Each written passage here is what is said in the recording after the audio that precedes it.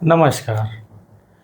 मैं डॉक्टर कैलाश चंद्रा आप सभी के समक्ष अपने नए वीडियो के साथ मेष लगन का मई 2026 के गोचर फल का विश्लेषण करने के लिए यहाँ पर उपस्थित हुए हैं।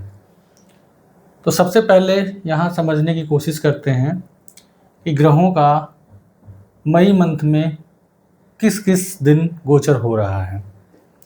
अच्छा हाँ, आप लोगों को इस गोचर फल का बताने से पहले मैं आप लोगों को समझाता हूँ कि ये जो गोचर फल है वो लग्न पत्रिका के आधार पर है। कुंडली के इस भाग में, लगन भाग में 1 नंबर लिखा हुआ है, तो वहाँ पर अगर ला लिखा है या असेंडेंट लिखा है तो वो आपका मेष लगन होगा, और जहाँ पर चंद्रमा लिखा होगा वो आपकी राशि होगी। तो आपको राशि वाइज नहीं देखना है, यहाँ पर लगन पत्रिका के आधार पर देखना है, मेष लगन के आधार पर जहाँ पर ला लिखा है। ठीक है ना। तो जो लोग मेष लगन के हैं उनके लिए ये गोचर फल काफ़ी ज़्यादा सूटेबल बैठेगा। तो शुरू करते हैं। यहाँ पर शुरू में ही देखते हैं कि मंगल का जो गोचर है वो मेष राशि में 11 मई 2026 को 12:38 पर मेष राशि में होगा। शुरुआत में मई मंथ में मंगल जो है आपकी मीन राशि में शनि के साथ ही गोचर करेंगे। उसके बाद वो 11 मई को लगन पर आ जाएंगे। मेष राशि उनकी खुद की राशि है, तो 11 तारीख को आने के बाद यहाँ पर स्थिति काफ़ी अच्छी दिखाई पड़ रही है। फिर उसके बाद हम देखते हैं गुरु ग्रह का गोचर वृषभ राशि में 15 मई को 12:34 पे हो रहा है। तो मई के शुरुआत में बुध आपके सूर्य के साथ बुध आदित्य योग बनाकर आपके लगन पर ही बैठे हुए हैं और आपके व्यक्तित्व में चमत्कारिक रूप से यहाँ पर रिजल्ट्स दे रहे हैं। तो लेकिन 15 मई को बुध यहाँ से सेकेंड हाउस में अपने मित्र राशि में शिफ्ट हो जाएंगे, और फिर वहाँ वो 14 दिन तक लगभग रहेंगे, और उसके बाद 29 मई को फिर से उनका दूसरा परिवर्तन होगा। 29 मई को 11:14 पर ये चले जाएंगे मिथुन राशि में गुरु के साथ। मिथुन राशि उनकी खुद की राशि है, तो इसी मंथ बुध का 2 बार परिवर्तन होगा। एक बार वो जाएंगे अपने मित्र शुक्र की राशि में, दूसरा फिर अपने खुद के घर के में जाएंगे। आगे बढ़ते हैं, शुक्र ग्रह का गोचर देखते हैं। तो वर्तमान में शुक्र ग्रह अपने ही राशि में मई महीने के शुरुआत से ही वो आपके अपनी राशि में बैठेंगे। धन भाव में बड़ी अच्छी स्थिति है, धन की स्थिति को ये तो बनाए रखते हैं। लेकिन 14 मई 2026 को ये 10:58 पर सुबह ये अपने मित्र की राशि में, ये 14 तारीख को ये भी शिफ्ट हो जाएंगे, यहाँ पर आ जाएंगे। ठीक है।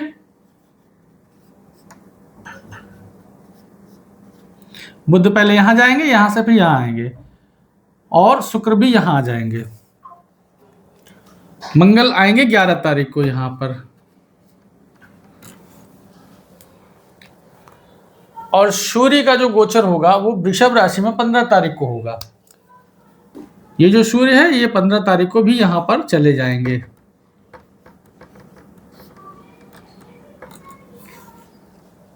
तो अब ये ग्रहों की स्थिति, तो यहाँ पर ये समझ में आ रहा है कि लगभग 15 तारीख, 14 तारीख, 15 तारीख, तो इस महीने को अगर हम 2 पार्ट में समझें तो आपका जो पहला हाफ है, और इसको 2 भागों में बांटते हुए दिख रहा है कि एक हाफ अलग रिजल्ट देगा, 15 तारीख के बाद दूसरा रिजल्ट आपको महसूस होगा। तो शुरुआत के पहले 15 दिन तक समझ लेते हैं कि 15 दिन तक सूर्य आपके लगन में उच्च की स्थिति, व्यक्तित्व तो काफ़ी अच्छा, देन उसके बाद धन की स्थिति अच्छी। बुध लगन में ही 15 दिन तक बहुत अच्छा, उसके बाद आपका धन की स्थिति अच्छी, क्योंकि शुक्र के साथ, शुक्र के पास पहुंच जाएंगे, शुक्र की राशि में पहुंच जाएंगे। शुक्र 15 दिन तक शुरुआत में बहुत अच्छे, फिर 14 तारीख को वो चले जाएंगे मिथुन की राशि में, बुध शुक्र की राशि में, बुध और शुक्र मिथुन राशि में, मतलब दोनों का स्थान परिवर्तन हो रहा है यहाँ पर। शुक्र हो जाएंगे मिथुन राशि में, बुध हो जाएंगे शुक्र की राशि में। तो यहाँ पर भी स्थान परिवर्तन राज्य हो जाएगा। तो ये भी एक बड़ी अच्छी स्थिति हो जाएगी धन के लिहाज से। तो छोटे भाई, तो परिवार में धन की स्थिति अच्छी होती हुई दिखाई पड़ रही है।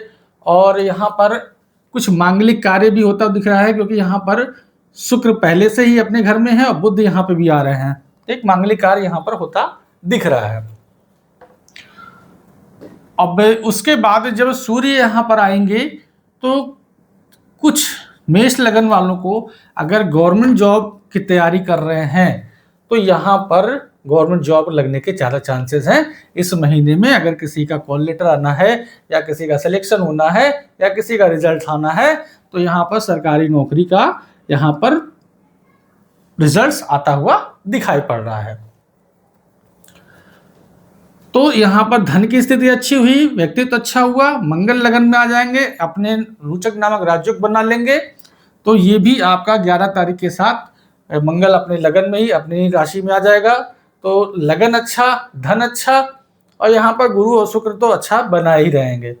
आपने यहाँ पे देखा होगा गुरु जो है अपने ही घर का स्वामी है, 9th लॉर्ड है, अपने ही घर को देख रहा है, 12वें भाव को भी देख रहा है।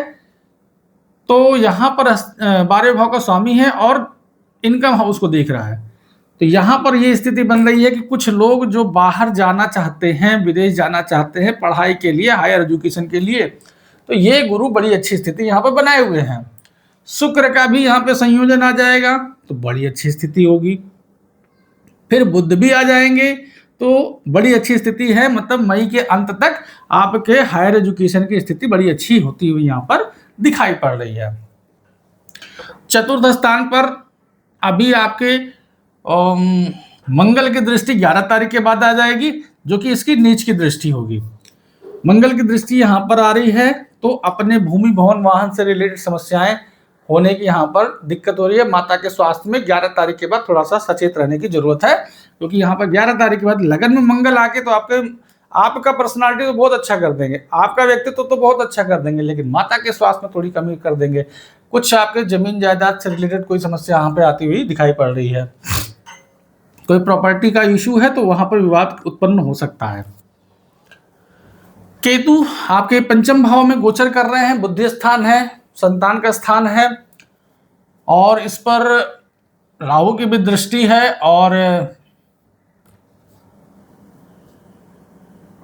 और किसी ग्रह की दृष्टि नहीं आ रही है। तो जब तक केतु यहां पर हैं, थोड़ा सा जो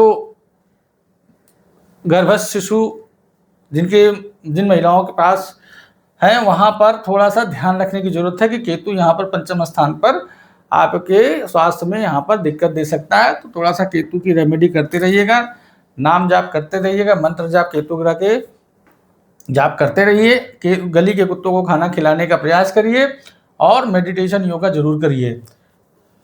जब तक केतु की दृष्टि 18 मई 2025 से लेके आपके लगन पर ही पड़ रहा है, तो इस समय में आपको काफ़ी ज़्यादा मानसिक तनाव, डिप्रेशन, एंजाइटी आप फेस कर रहे होंगे। ओवर थिंकिंग, एंजाइटी बहुत सारा हो रहा होगा।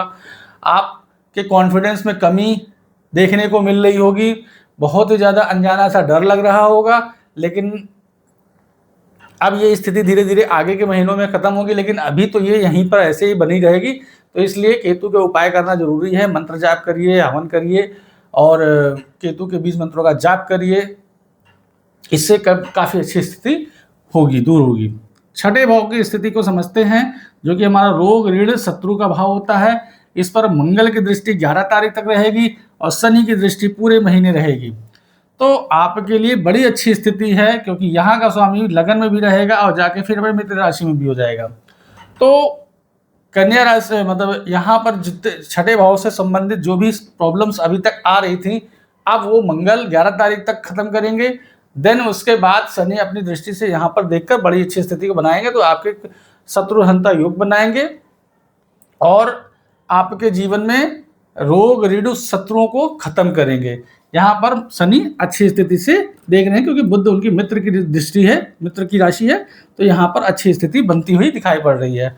तो इस महीने आपको कोई कोर्ट केस है, लिटिगेशन है, शत्रुओं का है या कोई ऋण है, तो वो खत्म होने की स्थिति यहाँ पर दिखाई पड़ रही है, क्योंकि धन की स्थिति आपकी काफ़ी अच्छी हो रही है। तो यहाँ पर आपका ये चीज़ यहाँ पर माइनस होता हुआ दिख रहा है। चंद्रमा आपके तुला राशि में महीने की शुरुआत में यहीं पर रहेंगे, उसके बाद वो ढाई ढाई दिन करके वो बढ़ते चले जाएंगे। तो जब जब चंद्रमा 6, 8, 12 में जाएं, राहु की दृष्टि में आए, राहु के साथ आए, शनि के साथ आए, उन दिनों में थोड़ा सा आपको ध्यान रखने की जरूरत है। बाकी दिनों में चंद्रमा ठीक रहता है। अमावस्या और पूर्णिमा को खासकर भी देख लीजिएगा। उसके बाद 7th हाउस पर देखें तो शुरुआत के 15 दिन तक सूर्य की दृष्टि, गुरु की दृष्टि तो पूरे महीने रहेगी, राहु की दृष्टि पूरे महीने रहेगी, और 11 तारीख के बाद मंगल की भी दृष्टि आ जाएगी। तो यहाँ पर स्थिति आपके मैरिड लाइफ को लेकर, मेष लगन वालों को मैरिड लाइफ को लेकर थोड़ा सा सचेत रहने की जरूरत है। वाद विवाद से बचिए, झगड़ों से बचिए, आर्गुमेंट करने से बचिए, अन्यथा यहाँ पारिवारिक स्थिति काफ़ी अच्छी नहीं दिख रही है, क्योंकि केतु यहाँ पंचम स्थान में लव लाइफ के स्थान पर भी दिक्कत पैदा कर रहे हैं, और यहाँ पर सूर्य की दृष्टि आ जाएगी, मंगल भी आ जाएंगे, मंगल की भी दृष्टि आएगी, राहु की भी दृष्टि आएगी। 3 मैलेफिक प्लैनेट सप्तम भाव को देखेंगे तो यहाँ पर स्थिति बहुत ही खराब है।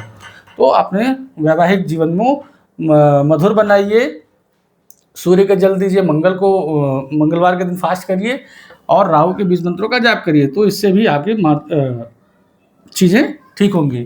शुक्रवार सप्तम भाव शुक्र की राशि बनती है, तो शुक्र के बीज मंत्रों का जाप करिए। शुक्र के लिए आप छोटी कन्याओं को शुक्रवार के दिन खीर बना के खिलाइए, इससे आपके वैवाहिक जीवन में भी काफ़ी ज़्यादा सुधार होने की गुंजाइश बढ़ जाएगी। अष्टम भाव में देखते हैं, अष्टम भाव का स्वामी खुद ही मंगल है। मंगल 11 तारीख तक विपरीत राजियों के साथ शनि के साथ 12वें भाव में बैठा है। उसके बाद वो लगन में ही आ जाएगा, तो ये अच्छी बात है कि लगन में मंगल आ जाएगा तो बड़ी अच्छी स्थिति होगी, अपनी राशि में आ जाएगा। लेकिन वो अष्टमेश भी हैं तो थोड़ा, लेकिन यहाँ पर अष्टमेश का दोष लगनेश को नहीं लगता है, तो अच्छी स्थिति होगी। आपके अष्टम भाव का स्वामी लगन में आएगा तो आपका व्यक्तित्व जो होगा थोड़ा सा कह सकते हैं कि आप थोड़ा सिक्रेटिव नेचर के हो सकते हैं।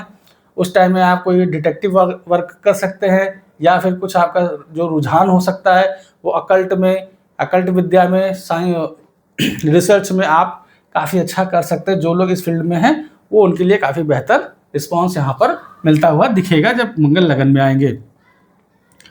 और इस पर इस महीने शुक्र की भी दृष्टि आएगी, बुध की भी दृष्टि आएगी, और सूर्य की भी दृष्टि आएगी।